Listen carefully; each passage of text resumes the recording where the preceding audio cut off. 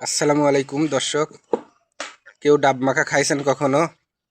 Viral সেই ডাব মাখা নিজেই বানালাম। এই যে দেখতেছেন, বাড়িতে নিজের হাতে তৈরি করছি। খুবই সুস্বাদু হয়েছে। আগে কেউ কখনো খাইছেন কিনা জানাবেন কমেন্টে। আর না খাই থাকলে পরে ট্রাই করতে পারেন, খুবই সুস্বাদু,